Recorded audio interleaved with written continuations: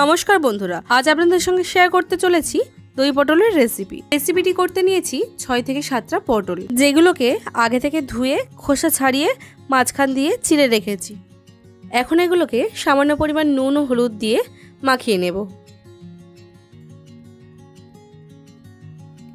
আর অন্য সাইডে দই পটল করবার জন্য মশলার একটা পেস্ট বানিয়ে নেব।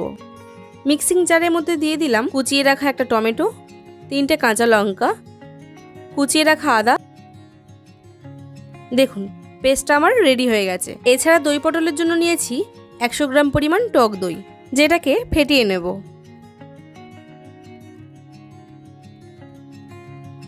এখন কড়াইতে দিয়ে দিচ্ছি পরিমাণ মতো সর্ষের তেল। তেল গরম হয়ে যাওয়ার পর এর মধ্যে দিয়ে দেব আগে থেকে নুন হলুদ মাখিয়ে রাখা পটলগুলো। এখন পটলগুলোকে গরম তেলের মধ্যে ভালোভাবে ফ্রাই করে নেব। একটু উল্টে পাল্টে পটলগুলোকে লাল লাল করে ভেজে নেব।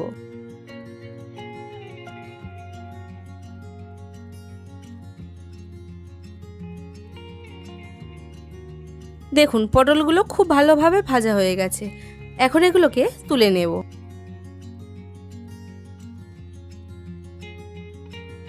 এখন সেই একই তেলের মধ্যে ফোড়নের জন্য দিয়ে দিলাম কালো জিরে। ফোড়নটা থেকে একটা সুন্দর ফ্লেভার ছাড়লে এর মধ্যে দিয়ে দিলাম আগে থেকে রেডি করে রাখা মশলার পেস্ট। আর মিক্সিং জারটা ধুয়ে সামান্য পরিমাণ জলও অ্যাড করলাম।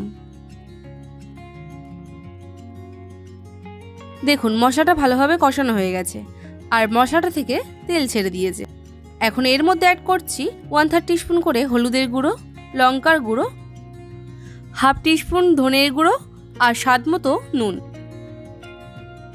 এখন সবকিছুকে মশলার সাথে ভালোভাবে কষিয়ে নেব। মশলাটা কষানো হয়ে যাওয়ার পর এর মধ্যে অ্যাড করছি পরিমাণ মতো গরম জল। জলটা ভালোভাবে ফুটতে শুরু করলে এর মধ্যে দিয়ে দেবো আগে থেকে ভেজে রাখা পটলগুলো।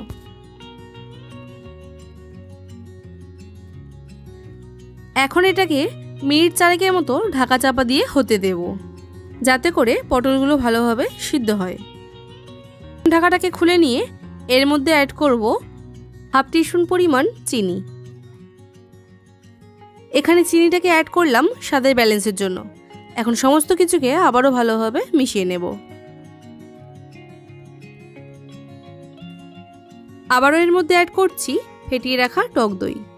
টক দইটা অ্যাড করবার সময় গ্যাসের ফ্লেমটাকে একদম লোতে দিয়ে অ্যাড করবেন, নইলে কেটে যেতে পারে। আবারও একটু সমস্ত কিছুকে ভালোভাবে মিশিয়ে নিচ্ছি। এখন এই লো ফ্লেমেই 2 থেকে 3 মিনিটের মতো এটাকে ঢাকা চাপা দিয়ে হতে দেব, যাতে করে গ্রেভিটা পটলের ভিতর পর্যন্ত যায়। দেখুন বন্ধুরা, দই পটলের রেসিপি একদম কমপ্লিট। রেসিপিটা ভালো লাগলে লাইক করবেন, শেয়ার করবেন আর নতুন বন্ধু হয়ে থাকলে একটা সাবস্ক্রাইব করবেন। ধন্যবাদ।